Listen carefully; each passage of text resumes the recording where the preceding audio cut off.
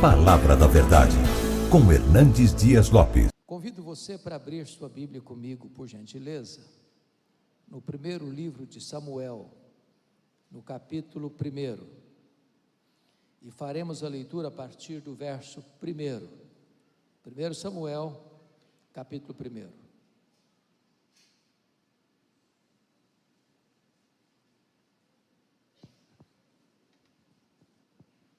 Peço a você que após a leitura bíblica, não feche sua Bíblia, por gentileza. Preciso que você acompanhe comigo a exposição.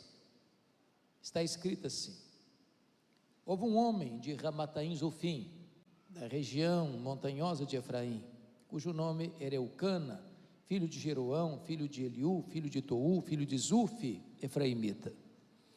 Tinha ele duas mulheres, uma se chamava Ana e a outra Penina.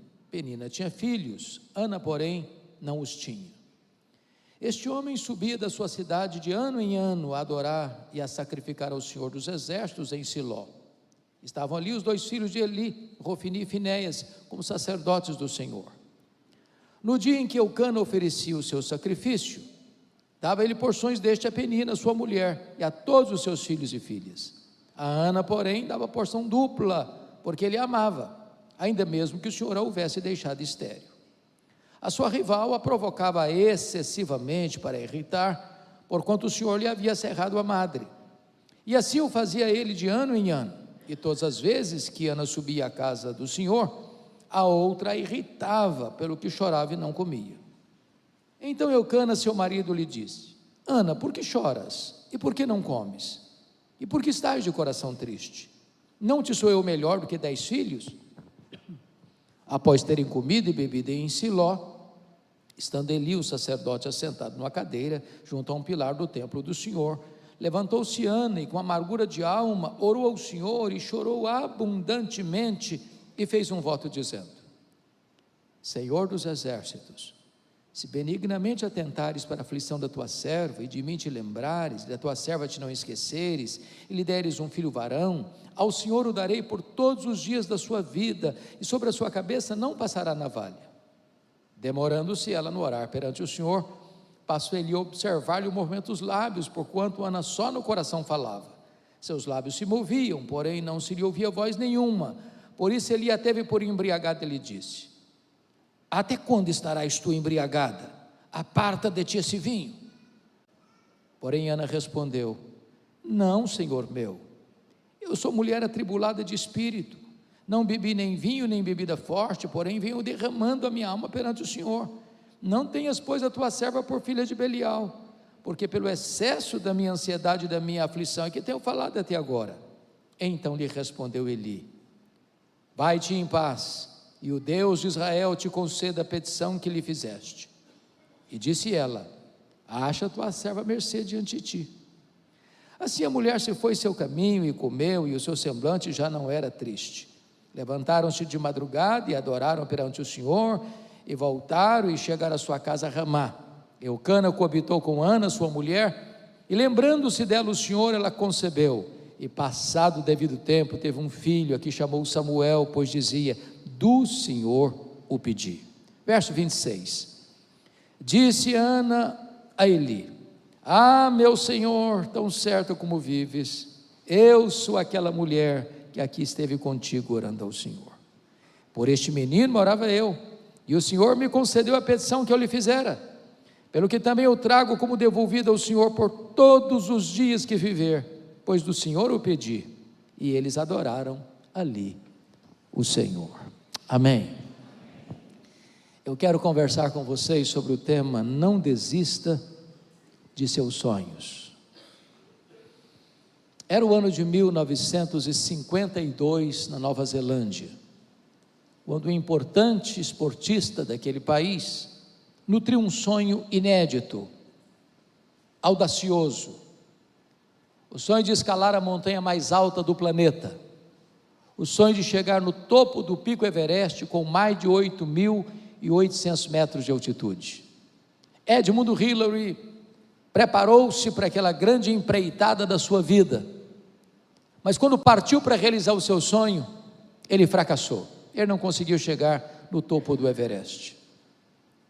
Meses depois, ele foi convidado para dar uma palestra em Londres, e quando chegou e entrou no auditório, percebeu que propositadamente as pessoas haviam colocado uma grande gravura do Monte Everest na parede. Por um momento, ele olhou para a gravura, fixou a sua imagem na sua retina, cabisbaixo dirigiu-se à plataforma. Quando passaram-lhe a palavra, por um momento, ele esqueceu o seu auditório, voltou-se para a gravura e disse: Monte Everest, da primeira vez tu me derrotaste, tu não podes crescer mais, mas eu ainda estou crescendo, da próxima vez, eu te vencerei. 6 meses depois, Edmund Hillary era o primeiro homem na história da humanidade a chegar no topo do pico Everest, deixando para nós um legado: não desista de seus sonhos. Eu sei que todos nós temos sonhos. Quem não sonha não vive. Quem desistiu de sonhar, desistiu de viver. É provável, entretanto, que neste seleto auditório haja alguém que já tenha perdido os seus sonhos mais belos pelas estradas da vida. Talvez haja entre nós quem já viu os seus sonhos mais belos se transformando em pesadelo. Quem sabe até mesmo haja alguém aqui que já desistiu de seus sonhos, que já enterrou os seus sonhos, que já colocou no túmulo de seus sonhos uma lápide: aqui jaz os meus sonhos. Pois eu quero encorajar você que veio aqui nesta noite, você que está nos acompanhando virtualmente, a trazer esses sonhos e a colocá-los de novo na presença de Deus, porque o Deus que estamos adorando nesta noite é o Deus dos impossíveis, é o Deus que opera milagres, é o Deus que está no trono, é o Deus cuja mão não está encolhida, é o Deus que pode tudo quanto Ele quer. Esse texto nos fala de uma mulher que tinha um sonho legítimo, um sonho bonito, sonho de ser mãe, mas ela é estéril, seu ventre é um deserto, ela não consegue conceber. E eu fico imaginando, pastor Rafael, que se Ana vivesse entre nós, ela enfrentaria algumas abordagens. Eu acho que a primeira seria essa: Ana, você é uma mulher tão crente, você ora tanto, você vai tanto à casa de Deus, você está aí com um problema de saúde, você tem que examinar melhor a sua árvore genealógica, porque é bem provável que haja alguma maldição hereditária incrustada aí na sua família, e enquanto essa maldição não for quebrada, você não vai ser curada. Só que o problema de Ana não era maldição hereditária. Se Ana vivesse hoje, talvez alguém dissesse para ela, como os amigos de Jó: Ana, ninguém sofre sem causa, para você estar com um problema, você deve ter feito alguma coisa errada na sua vida, enquanto você não confessar esse pecado, você não vai ser curada. Só que o problema de Ana não era pecado escondido. Se Ana vivesse hoje, talvez alguém mais audacioso chegaria para ela para dizer o seguinte: Ana, deve ter algum demônio da esterilidade escondido aí na sua vida, o que você precisa é ir num culto de libertação. Só que o problema de Ana não era demônio. Dá uma olhadinha comigo no texto, versículo 5, está escrito aí que o próprio Deus a deixou estéril. Dá uma olhadinha no versículo 6, diz que o próprio Deus cerrou a sua madre, de tal maneira que a doença de Ana não tem a ver com maldição, não tem a ver com pecado escondido, não tem a ver com demônio. A doença de Ana tem a ver com Deus. Isso pode dar um nó na nossa cabeça. Como assim? Se Deus é bom, e Deus é, se Deus tem o melhor para nós, e Ele tem, como é que Deus pode adiar os nossos sonhos, e os nossos sonhos mais legítimos? Pois é sobre isso que eu quero conversar com vocês. Primeiro, Deus adia os nossos sonhos para nos ensinar a verdade de que o Deus das bênçãos é melhor do que as bênçãos de Deus.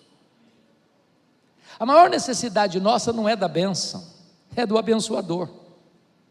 Não é de dádivas, é do doador.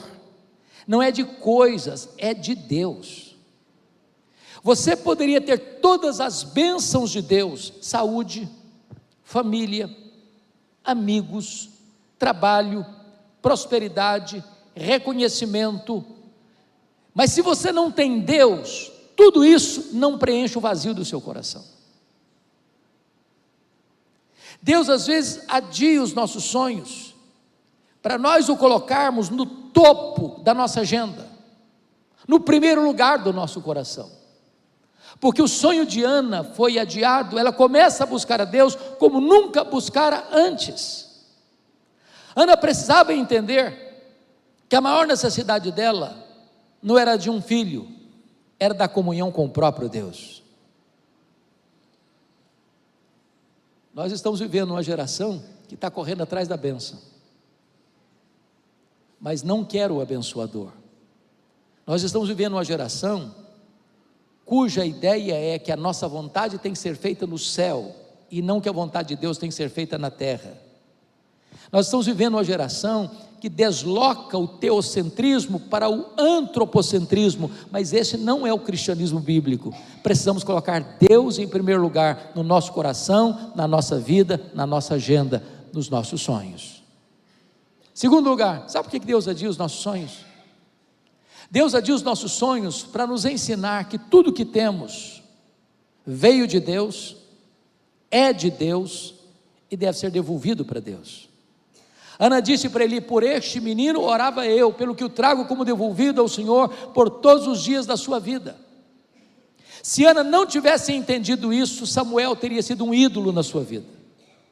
A vida dela teria gravitado ao redor de Samuel.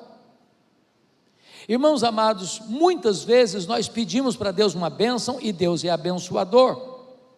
E depois que recebemos a bênção, substituímos Deus pela bênção de Deus, substituímos o Criador pela criatura. Exemplificando, às vezes nós pedimos para Deus prosperidade, e Deus dá prosperidade. A bênção de Deus enriquece, com ela não tem desgosto. Riquezas e glórias vêm de ti. É Deus quem fortalece as nossas mãos para adquirirmos riquezas. E a pessoa começa a prosperar, e começa a prosperar. Cada ano acrescenta mais um item no seu imposto de renda, mais um apartamento, mais um carro, mais uma casa, mais um sítio, mais isso, mais aquilo, e a pessoa começa a ficar tão ocupada cuidando das bênçãos de Deus, que não tem mais tempo para Deus. Não pode ir numa reunião de oração, não pode ir numa vigília de oração, não pode frequentar um culto do meio de semana, porque está muito ocupado cuidando das bênçãos de Deus, não tem mais tempo para Deus. Substituiu o Criador pela criatura. É preciso entender que tudo que você tem é de Deus. A vida que você tem é dádiva de Deus. A saúde que você tem é dádiva de Deus. O dinheiro que você ganha é dádiva de Deus. A casa que você mora é dádiva de Deus. O carro que você anda é presente de Deus. A família que você tem é presente de Deus. Então consagre no altar de Deus o melhor daquilo que Deus tem dado para você. Terceiro lugar, sabe por que Deus adia os nossos sonhos? Deus adia os nossos sonhos para nos ensinar que os planos dele são maiores do que os nossos melhores sonhos. Qual era o sonho de Ana? Ser mãe, apenas isso. Qual era o projeto de Deus na vida de Ana? Que ela fosse mãe do maior profeta, do maior sacerdote, do maior juiz de Israel, do homem que deveria de trazer de volta a nação apóstata para a presença de Deus. Às vezes nós pedimos algo para Deus e Deus indefere o nosso pedido, e Deus diz assim para nós: meu filho, sabe por que eu não vou atender você? Você está pedindo pouco demais, eu tenho coisa maior, eu tenho coisa melhor para você. Eu fico imaginando José, ele estava lá no Egito, ele estava preso, ele era inocente, e ele pede ao copeiro do faraó para lembrar-se dele. O copeiro do faraó se esquece dele, ele fica mais 2 anos mofando na cadeia, na prisão. E você pergunta: mas onde está Deus que deixa um filho seu inocente numa prisão imunda? Por que Deus não tirou José da prisão quando ele queria sair da prisão? Se ele tivesse saído da prisão quando ele queria sair, o máximo que ele teria sido era um bom lavador de copos no palácio de Faraó. Naqueles 2 anos Deus estava construindo a rampa do palácio para ele sair da cadeia e ser governador do Egito.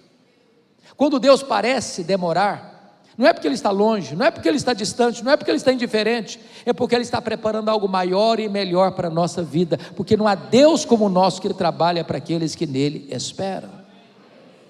Notem vocês que Jesus nos ensinou a orar.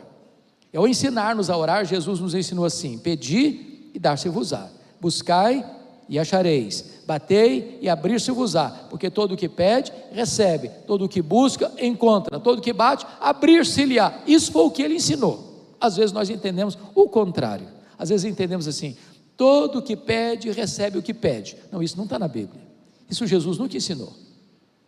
Ai de nós se tivesse na Bíblia assim. A Bíblia diz que nós não sabemos orar como convém.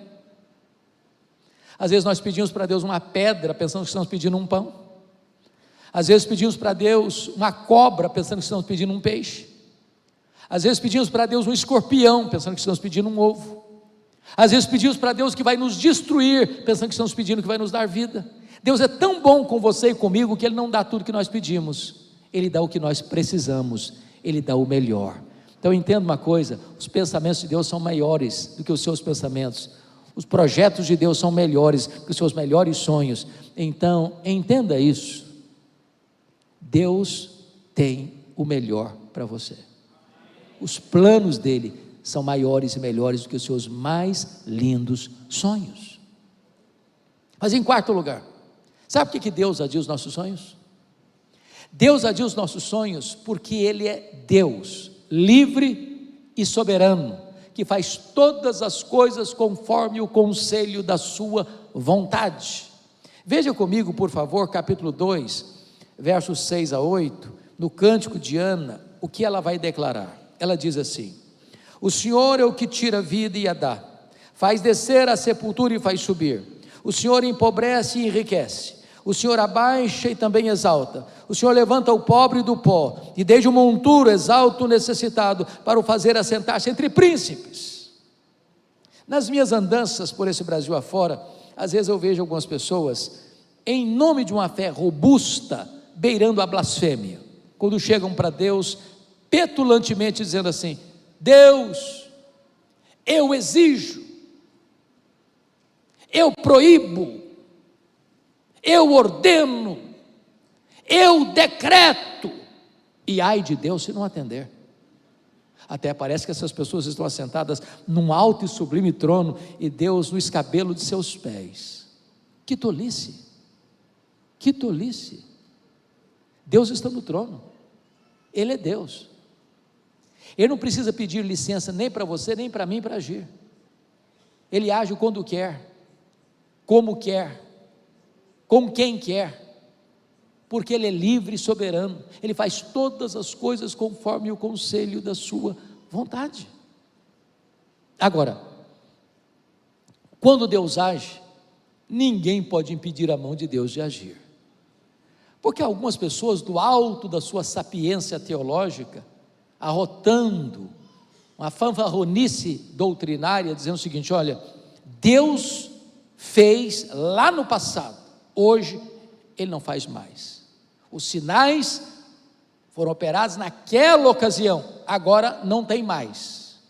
Só que a Bíblia diz que o nosso Deus, o nosso Senhor, é o mesmo ontem, é o mesmo hoje, para sempre o mesmo. Ele não se aposentou, Ele não está numa cadeira de balanço, Ele não está senil, Ele está no trono, e Ele faz todas as coisas conforme o conselho da sua vontade. Ele quem dá vida, Ele quem tira a vida, Ele quem abaixa, Ele quem exalta, Ele quem põe no trono, Ele quem tira do trono, é Ele quem faz todas as coisas conforme o conselho da sua vontade. Agora eu acho que Ana, como uma mulher instruída que era, porque era uma mulher crente, eu penso, pastor, que ela deve ter buscado todos os recursos da medicina do seu tempo, porque não é pecado você buscar os recursos da ciência para tratar da sua saúde. E eu fico imaginando que, como toda mulher, sem exceção, gosta de ter uma boa bolsa do lado, ela deveria carregar os últimos exames da junta médica de Ramá naquela bolsa, dizendo assim: ô Ana, não tem jeito, não tem cura, seu caso não tem solução. Mas Ana entendia outra coisa: se Deus quiser, tem jeito, para Deus não é impossível. É por isso que essa mulher ora, é por isso que essa mulher chora, É por isso que essa mulher busca Deus, é por isso que ela insiste com Deus, porque ela entende uma coisa: se Deus quiser, tem jeito. Aquela causa perdida, aquele problema insolúvel, aquela situação que não há saída humana, se Deus quiser, tem jeito. Não desista, não recue, não jogue a toalha. Deus pode fazer o que o homem não pode fazer. Me permita ilustrar. Eu estava fazendo uma visita lá em Vitória, certa feita, no hospital militar. Quando eu entro no hospital, eu vejo 3 pessoas na porta. E quando eu cheguei mais perto, percebi que eram pessoas da minha cidade, interior do Espírito Santo, Nova Venécia. Dentre essas pessoas tinha uma moça, num estado muito grave de saúde, com um câncer, já num estado bem avançado. E o médico disse para ela que ela deveria buscar recursos mais apropriados. Ela precisava de um CTI, e lá não tinha CTI onde ela morava. Quando ela chega, não tem vaga no CTI. Eu fui conversar com o diretor do hospital, ele me disse: olha, eu não posso tirar um paciente para botar outro, hoje não tem jeito. Confesso que eu voltei frustrado para a porta do hospital, e disse: olha, não tem jeito, não tem vaga. Pastor Rafael, eu nunca fiz outra vez, e não me lembro de ter feito antes nenhuma vez também, mas naquele dia eu fui impulsionado a fazê-lo. Eu disse para aquela moça assim: filha, aqui não tem jeito para você, mas nós podemos fazer algo melhor do que isso. Nós podemos pedir para Deus curar você. E ali na porta do hospital eu impus as mãos sobre ela. Disse: meu Deus, o Senhor tem poder para curar essa moça. Aqui não tem vaga para ela, mas o Senhor pode fazer mais do que dar uma vaga para ela, curá-la. Terminei de orar, chega um rapaz e diz: eu conheço essa menina, ela tem um primo que é médico lá em São Mateus, e lá tem CTI, vamos ligar para lá. Ligamos, o médico atendeu: pode trazer a minha prima para cá. Levou todo o pacote de exames, constatou a gravidade do problema, mas colocou numa maca, palpou seu ventre, achou estranho, submeteu-a aos mais rigorosos exames, não encontrou mais nada no seu corpo. Naquele dia ela foi liberada para voltar para sua casa. Isso tem mais de 20 anos.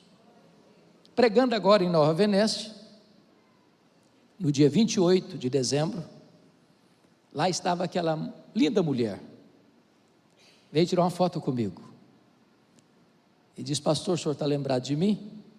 E essa pergunta nunca faça a um pastor, por gentileza. Eu disse: não estou, minha filha, eu sou aquela moça por quem o senhor orou, lá há 20 anos na porta do hospital, estou curada. Eu não estou dizendo para você que todas as pessoas pelas quais eu vou orar, pastor Rafael vai orar, ou os demais pastores aqui presentes vão orar, qualquer irmão aqui for orar, que Deus vai fazer. Não estou falando isso. O que eu estou dizendo é que se Deus quiser, tem jeito. Então não desista de seu sonho. Mas esse texto nos mostra um segundo aspecto. Quando uma pessoa tem sonhos, ela tem que ter cuidado, porque existem assassinos de sonhos soltos por aí. E Ana teve que lidar com 3 assassinos de sonhos. A primeira pessoa que quis matar os sonhos de Ana foi a sua rival, a Penina. Eu não sei o que Penina dizia para Ana, mas Penina irritava Ana, sobretudo quando Ana subia para a casa de Deus, a ponto de Ana perder o apetite, começar a chorar, entrar em depressão. Agora, uma coisa eu tenho certeza: Penina não era uma mulher de Deus, porque gente de Deus não vive para infernizar a vida dos outros. Gente de Deus é bálsamo, gente de Deus é aliviador de tensões.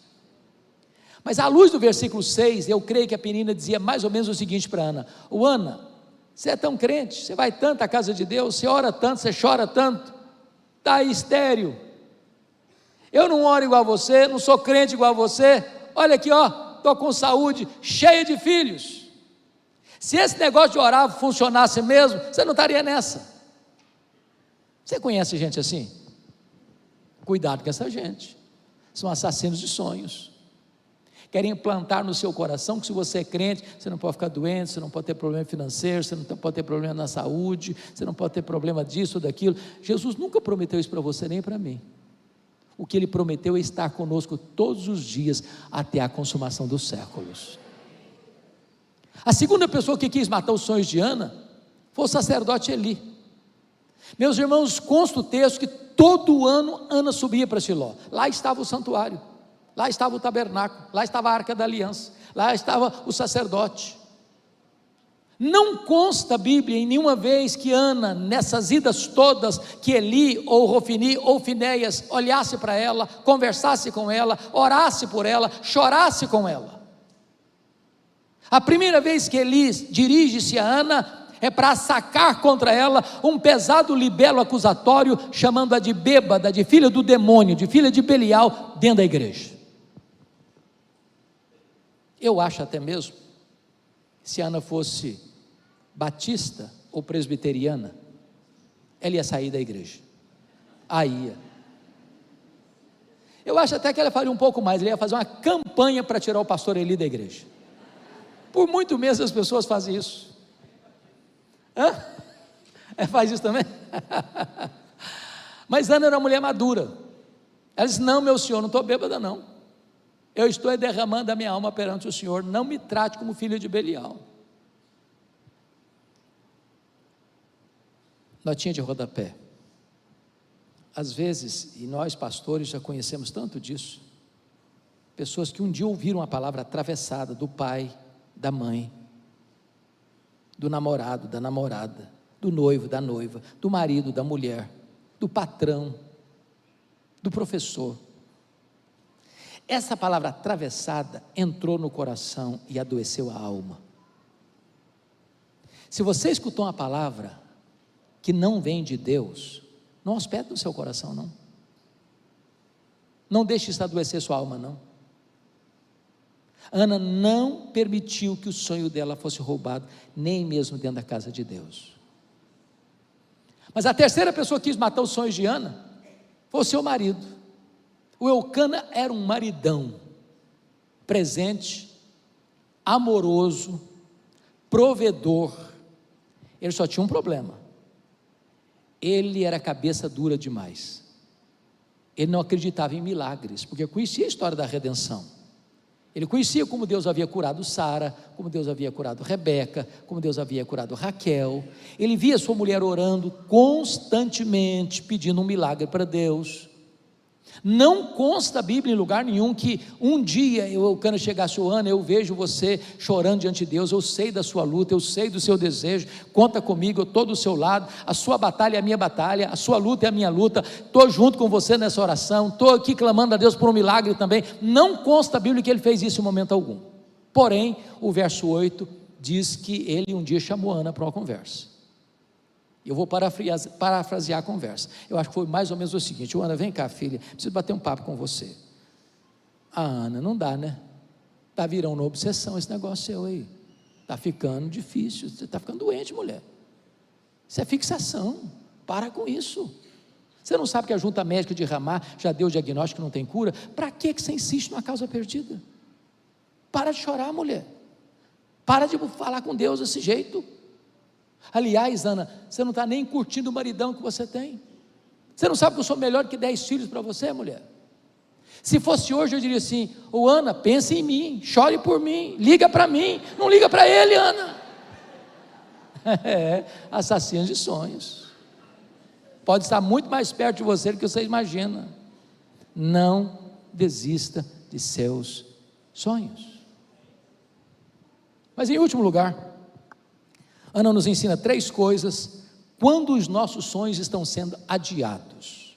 Primeira coisa que Ana fez quando o seu sonho estava adiado, irmãos, ela continuou crendo, orando, insistindo com Deus. Tem muita gente que desiste cedo demais, joga a toalha cedo demais. Irmãos, tem muitos casamentos que não precisavam ter acabado não, se tivesse um pouquinho mais de paciência, um pouquinho mais de oração, um pouquinho mais de jejum, um pouquinho mais de lágrimas, um pouquinho mais de perseverança. Joga a toalha não. Continue orando, continue chorando, continue jejuando, continue indo à casa de Deus, continue aguardando de Deus um milagre. Continue. Me permita 2 exemplos. Norman Vincent Peale era era um pastor metodista. Ele escreveu o seu primeiro livro, Poder do Pensamento Positivo. Todo escritor enfrenta alguma dificuldade para publicar o seu primeiro livro. As editoras nem olham o conteúdo, não entram no mérito. E escreveu o livro, procurou algumas editoras, bateu em várias portas, nenhuma editora se interessou pelo livro dele. Ele ficou muito frustrado. Chegou em casa, jogou os rascunhos no lixo e disse: no lixo vão ficar os meus sonhos de ser um escritor. Dona Ruth, sua mulher, mais crente, mais otimista do que ele, disse: eu creio nos seus sonhos e vou lutar por eles. Pegou os rascunhos do lixo, bateu em outras portas, encontrou uma editora interessada.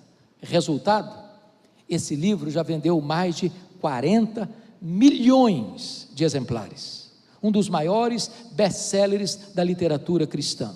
Estavam no lixo. Não desista de seu sonho. Segundo exemplo, eu gosto muito de política, acompanho política, e um dos homens que me marcam muito é Franklin Delano Roosevelt.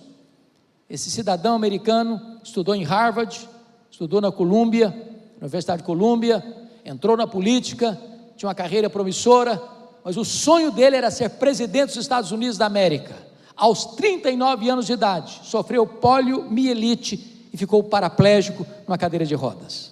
Alguém chega para ele e diz: numa cadeira de rodas você nunca será presidente dos Estados Unidos da América. Ele respondeu: pois eu nunca vou desistir. Foi o único homem até hoje na história americana que foi eleito e reeleito presidente dos Estados Unidos da América 4 vezes consecutivamente, numa cadeira de rodas. Não desista de seus sonhos. A segunda coisa que Ana fez, quando o seu sonho estava sendo adiado, é que ela tomou posse da promessa da palavra de Deus. Veja comigo o versículo 17, eu acho isso encantador, porque o profeta Eli acabara de falar uma tolice para ela, chamando-a de bêbada. Esta palavra ela não acolheu, mas agora ele abre a boca, é um profeta de Deus, quando diz para ela assim no verso 17: vai em paz para a tua casa, e o Deus de Israel te conceda a petição que lhe fizeste. Essa palavra é boa, essa palavra é de Deus, essa palavra ela acolheu, e essa palavra produziu 2 curas em Ana. Primeiro, uma cura emocional, lá em Siló. Segundo, uma cura física, lá em Ramá.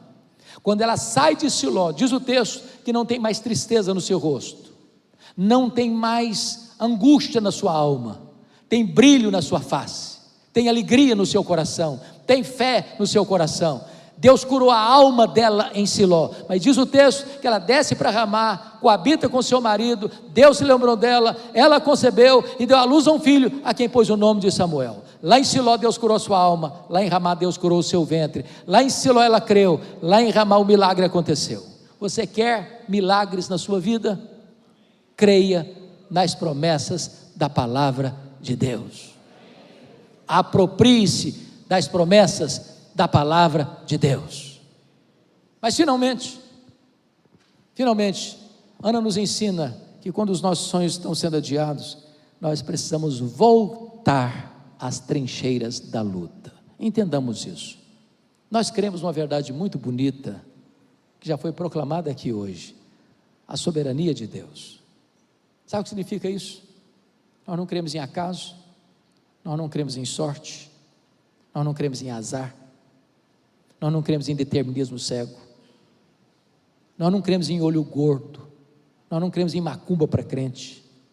Nós cremos que a mão de Deus dirige o nosso destino.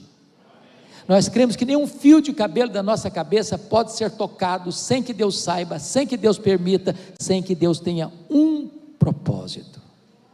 Então, se você está passando uma luta, se você está passando um vale, está na hora de você voltar a sorrir, voltar a cantar, voltar a crer, voltar a viver, sair dos quartos escuros e começar a proclamar a glória de Deus. Deus está no controle, Deus não perdeu as rédeas da sua vida. Então volte a sorrir, volte a crer, volte a se apropriar das promessas de Deus, volte a viver, volte a viver. Há um autor que eu gosto de ler, embora não seja evangélico, Og Mandino. Não sei se você já leu, pelo menos O Maior Vendedor do Mundo. É um livro que vale a pena ser lido. O que me impressiona em Og Mandino é que aos 35 anos de idade ele estava falido, bêbado, caído numa sarjeta, lá, abandonado pela esposa, pela filha, pensando em suicídio. 10 anos depois, Og Mandino estava no topo da fama mundial, escrevendo livros lidos e traduzidos no mundo inteiro, encorajando as pessoas a viverem com otimismo. Eu fico imaginando, se um cara que não é crente consegue viver com otimismo, e você, e eu, que podemos dizer, este é o dia que o Senhor fez, alegremo-nos e regozijemo-nos nele. Crente tem que ser animado, irmãos, animado. Você tem que começar o seu dia dizendo, pode ser hoje, Senhor, aquela causa, pode ser hoje, Senhor, a vitória, pode ser hoje. Mas ele dá um conselho muito simples e muito prático para você começar o seu dia animado. Ele diz, você quer começar o seu dia animado? Faz o seguinte, você pega o melhor jornal da sua cidade. Eu não sei se aqui no Espírito Santo é a Tribuna ou a Gazeta, faz de conta que são os dois empatados, então abra os dois então. Bem de manhã, antes do café. Pega o jornal. Agora, só um detalhe, você não é tão corajoso a ponto de querer começar o seu dia lendo as páginas políticas. Você vai ficar depressivo, com raiva, e você vai perder a alegria do dia. Então você pula essa página. Claro que você não vai querer começar o seu dia lendo as páginas econômicas, porque a economia do Brasil está com as pernas bambas, então você pula também essa página. Claro, você não vai querer começar o seu dia lendo as páginas policiais, você vai ficar com medo de sair de casa. Bom, gente, você também não vai querer começar o seu dia lendo as páginas esportivas, porque de repente você é fluminense, não gostou nada de levar 4-0 na final, você está meio depressivo com isso, então pula logo essa página também. Você quer começar o seu dia animado? Faz o seguinte então, abra lá na página do obituário, a lista das pessoas que morreram, começa por aí, lê tudo, nomes grandes, pequenos, lê tudo. Quando você terminar essa leitura, você vai descobrir algo fantástico. Você vai descobrir que seu nome não está nessa lista. Você vai descobrir que as pessoas que estão nessa lista dariam tudo para estar no seu lugar. Você vai descobrir que você está vivo. E se você está vivo, um milagre de Deus pode acontecer na sua vida hoje. Não desista de seus sonhos. Essa mensagem tem um peso especial para mim, porque eu sou fruto de um sonho. Meus pais moravam numa região muito pobre do interior do Espírito Santo, nos idos de 1958. Não tinha estrada, não tinha carro, não tinha recursos médicos. Quando a pessoa ficava doente, ela tinha que ser transportada numa padiola, um lençol amarrado num varal, transportado 40 quilômetros, onde ficava o primeiro recurso médico. A minha mãe estava grávida do seu último filho, no estado adiantado de gravidez, quando caiu gravemente enferma. Meu pai sabia que ela não suportaria uma viagem de 40 quilômetros, numa padiola. Mandou chamar o médico, ele veio, a examinou e disse, essa mulher não vai sobreviver. Ela está muito doente, muito fraca, e a criança que está no ventre dela está em agonia de morte. Só uma chance de salvar essa mulher é tirar a criança, é sacrificar a criança. Se não sacrificar a criança, a mãe morre junto com a criança. A minha mãe, naquele dilema, cristã que já era nesse tempo, respondeu, eu não abro mão desse filho, eu não desisto desse filho, eu estou pronto a morrer com ele, eu estou pronto a morrer por ele, estou pronto a dar minha vida por ele, mas eu não desisto dele. E naquele momento ela fez um voto para Deus, disse, meu Deus, se tu poupares o meu filho, se tu poupares a minha vida, eu dedico este filho para o Senhor, para ele ser um pastor, um pregador do Evangelho. Deus ouviu a oração da minha mãe, e eu nasci.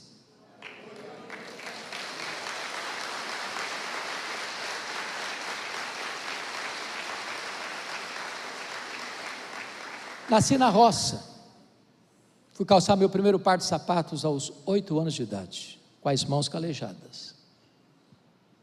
Desde criança, desde que me entendo por gente, tenho uma vontade muito grande de aprender. Na minha casa não tinha livros. Aliás, tinha apenas um dicionário velho, rasgado. Com 10 anos eu comecei a decorar o dicionário. Com 8 anos eu entrei na escola. Só tinha escola primária. Nunca ninguém tinha saído ali para fazer além de 4ª série primária. Com 8 anos eu entrei na escola.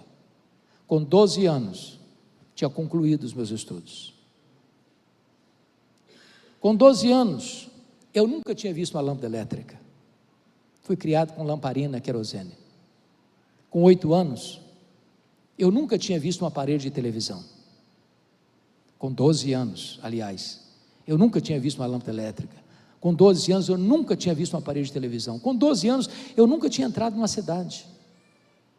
Com 12 anos, por providência de Deus, a minha professora que me alfabetizou, estava se transferindo para a capital do estado, cidade de Vitória. E ela fez uma pergunta para mim, sabendo do meu sonho de estudar: você tem coragem de vir comigo? Eu respondi para ela: se os meus pais deixarem, eu vou. Com 12 anos, eu subi na carroceria de um caminhão e vim morar em Cubi de Baixo, um dos bairros mais difíceis de Vila Velha, da Grande Vitória, dentro de um mangue, do lado de um prostíbulo. Na época, uma casa de 4 cômodos, com 10 pessoas. Eu nunca esqueço da visão desta mulher. Aliás, pastor Abdala, o último livro que escrevi agora, Os Milagres de Jesus, dediquei à minha professora Zilda Portela Fiame, a quem quero prestar esta homenagem. Ela me levou para sua casa, ela me abrigou durante 1 ano, mas foram tempos dificílimos, de muita carência.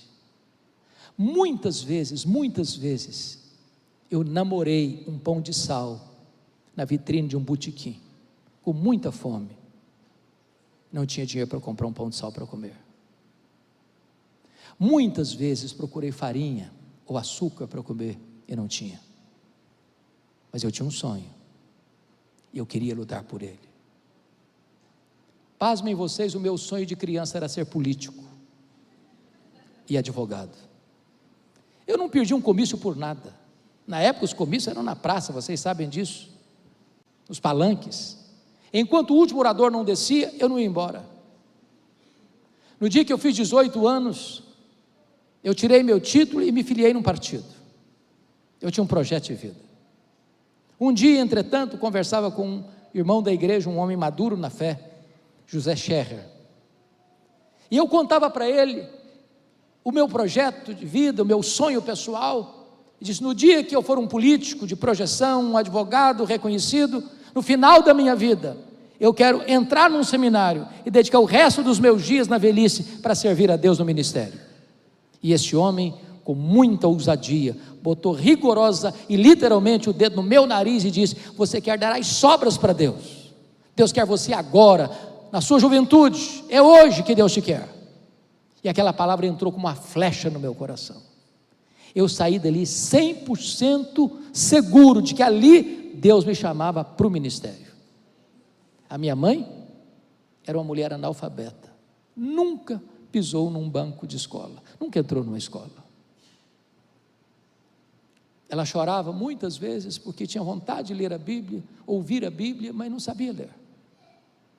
Um dia ela sai de casa, tropeça numa cartilha suja, pegou aquela cartilha e disse: meu Deus, o senhor podia me ensinar a entender isso aqui. E ela aprendeu a ler naquela cartilha, lia fluentemente a sua Bíblia. Sábia que era, nunca me contou esse sonho dela com Deus, esse projeto dela com Deus, essa consagração, porque ela entendia uma coisa: eu não quero sugestionar meu filho, eu quero que Deus faça uma obra no coração dele. Quando eu liguei para ela, depois dessa conversa: mamãe, hoje Deus me chamou para o ministério, estou largando mão de todos os meus sonhos. Ela disse: meu filho, por esta causa eu já orava antes mesmo de você nascer. Ela era muito doente, mas antes de Jesus a chamar para o céu, ela me chamou à sua casa, e me disse algo que me impactou profundamente. Ela me disse: meu filho, nesses anos todos, eu nunca deixei sequer uma noite de me levantar de madrugada, dobrar os meus joelhos e pedir que Deus levantasse você na nossa geração. Eu nunca deixei de orar pedindo que Deus o revestisse com graça para pregar o Evangelho. Eu chorei muito com ela, eu a abracei, disse: mamãe, a senhora está me ensinando as lições mais importantes da minha vida. Um filho nunca é pobre se tem uma mãe que ora por ele. E eu disse para minha mãe algo que eu nunca mais pude esquecer. Eu entendi que o mais importante não são os meus projetos, não são os meus sonhos, mas é o projeto de Deus. Então, na contramão do tema que lhes dei, desista de seus sonhos. Desista de seus sonhos. Mas nunca abra mão do plano de Deus para a sua vida. Nunca abra mão do plano de Deus para a sua vida. Eu quero orar com vocês. Eu quero orar por vocês. Se você hoje tem um sonho que parece impossível, e ele está alinhado com a vontade de Deus, com a boa e perfeita vontade de Deus, eu quero orar por você. Pode ser uma causa impossível, pode ser um problema insolúvel. Deus está aqui hoje e Ele pode fazer milagres nesta noite. Quero orar em segundo lugar por mulheres que estão aqui, ou homens que estão aqui, que desejam tanto ter filhos e não conseguem. Eu tenho visto tantos milagres nesta área. Eu quero orar especificamente por essas irmãs. Se você quer colocar essa causa diante de Deus, Deus está aqui. Ele é o Deus de Ana, Ele é o Deus dos seus pais, da sua vida, de seus filhos, de geração em geração. Então, se você quer hoje colocar a sua vida nas mãos deste Deus, eu quero que você se ponha em pé, onde você está. Eu vou orar por você neste momento. Uma causa específica, uma situação específica, coloque diante de Deus essa causa agora, em nome de Jesus.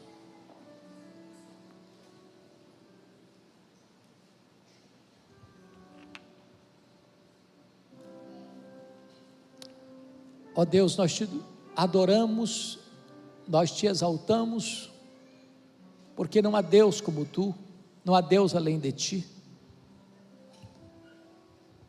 O Deus que age, o Deus que faz, e ninguém pode impedir a tua mão de fazê-lo.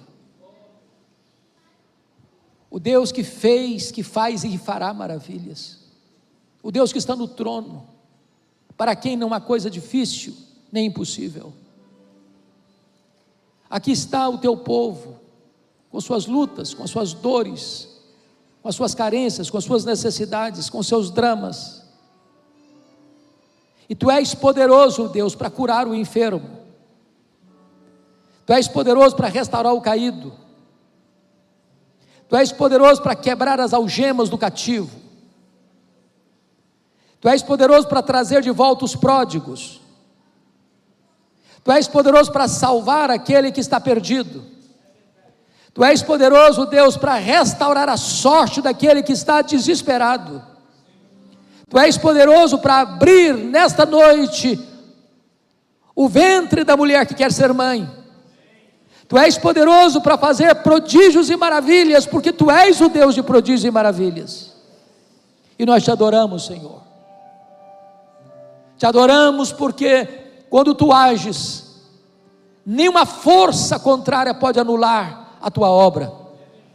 Nós te adoramos porque Tu és o Deus que dá vida e tira a vida, o Deus que levanta e o Deus que rebaixa, o Deus que faz com que o pobre necessitado se levante do monturo e se assente entre príncipes. Manifesta o Teu poder nesta noite, glorifica o nome do Teu santo servo Jesus nesta noite. Que voltemos para casa hoje como Ana voltou, com um brilho no rosto e com a vitória nas mãos. Manifesta a Tua graça sobre nós, e a Ti tributamos a honra, a glória e o louvor, para sempre, sempre, sempre. Tu Tu és o Deus da nossa vida, Tu és a razão do nosso viver, Tu és o motivo do nosso louvor, e a Ti tributamos a glória devida ao Teu nome, em nome de Jesus.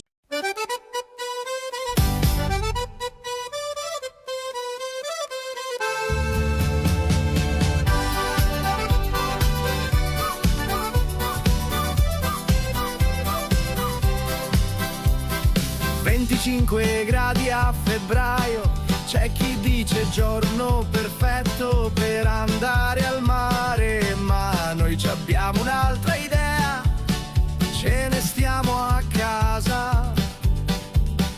Alle 8:15 parte la spedizione, da San Vito dei Normanni direzione San Michele. Un uomo con la coppola grida: è tutto chiuso, oggi non si lavora. Che confusione, siamo in 20. Che confusione, voglio la parmigiana. Dove il vino? Che confusione, a chi tocca apparecchiare. Non ci sono più forchette, non ci sono più piatti, non c'è più spazio nel frigorifero, non ci sono più sedie, non ci sono più bicchieri, non ci sono più coltelli, non ci sono più cucchiai, non c'è più spazio nel frigorifero, non ci sono più sedie, non ci sono più bicchieri. Che confusione, siamo in 20. Che confusione, voglio la parmigiana. Dove il vino? Che confusione, a chi tocca apparecchiare.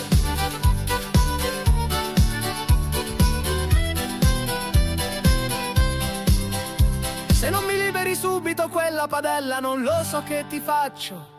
Amore, è finito il caffè, mi presti il tuo e te lo rifaccio.